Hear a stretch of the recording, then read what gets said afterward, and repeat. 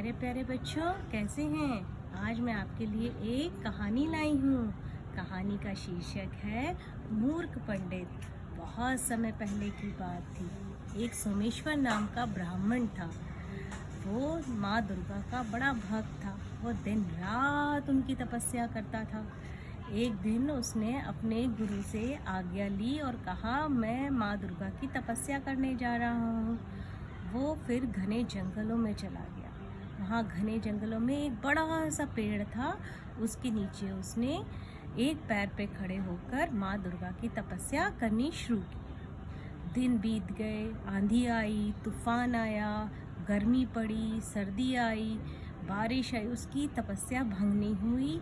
उसकी एकाग्रता को कोई भंग नहीं कर पाया और वो तपस्या करता ही रहा।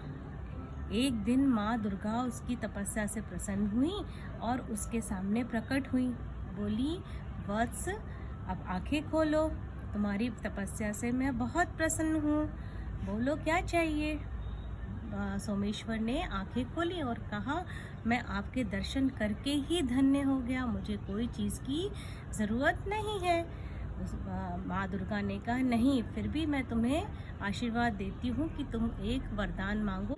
माँ दुर्गा ने कहा, जो तुम्हारी इच्छा हो वो तुम ले लो। थोड़ी देर बाद सोमेश्वर सोचता रहा और उसने कहा कि माता, मुझे आप संजीवनी बूटी दे दीजिए। माँ ने कहा, तथास्तु। जैसे ही माँ ने तथास्तु कहा और संजीवनी बूटी माँ के हाथ में आ गई। माँ ने उसे दी और कहा कि ये संजीवनी बूटी है। जिसी मृत व्यक्ति पर तुम इसका रस डालोगे पत्तियों का, वो जीवित हो जाएगा, आदमी या प्राणी, और वो उससे ज़्यादा शक्तिशाली हो जाएगा।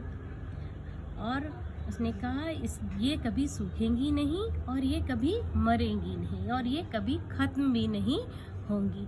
उसको संजीवनी बूटी पाकर सोमेश्वर बहुत खुश हुआ और जैसे ही उसने उसको देखा और इतने में माता जो थी वो अदृश्य हो गई।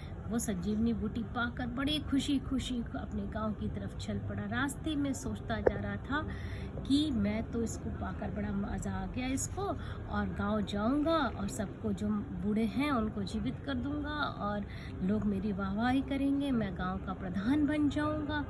इतने में उसको ख्याल आया, कहीं ये माता ने मेरे साथ मजाक तो नहीं किया। ये पत्तियां ऐसी ही हों, कोई नकली हो या झूठी हो। मैं क्या करूं। वहाँ खड़े होकर सोचने लगा। जंगल में उसने इधर और उधर देखा तो उसे कुछ समझ में नहीं आया। थोड़ी देर दूर पे एक शेर मरा पड़ा दिखा उसने। वो शेर, मरे हुए शेर के पास गया और उसने सोचा कि मैं पत्तियों का इस्तेमाल इसी के ऊपर कर लेता हूँ और पता चल जाएगा कि ये असली है या नकली है। इतने में उसने पत्तियों का रस निचोड़ा और शेर के ऊपर डाला। शेर बूढ़ा था और वो शिकार न मिलने के कारण मर गया था। अब जैसे ही संजीवनी बूटी का रस शेर के ऊपर पड़ा और शेर जो था वो जीवित हो गया और शक्तिशाली हो गया। और जब शेर जीवित हो गया तो सोमेश्वर बड़ा खुश हुआ कि ये पत्तियां तो असली है, अब तो मज़ा आ गया मुझे।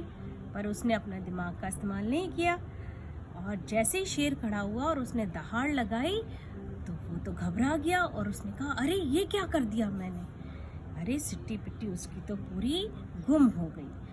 फिर उसने सोचा क्या करूं। वो भागने लगा, पर भागने से फ़ायदा क्या था। शेर जोर से भागा और उसे पकड़ लिया और खा लिया। खाने से के बाद वो तो मर गया। बच्चों, इससे शिक्षा मिलती है कि हमें कोई भी काम करने से पहले सोचना चाहिए उसके परिणाम को, कि क्या होगा उसका परिणाम। कैसी लगी कहानी।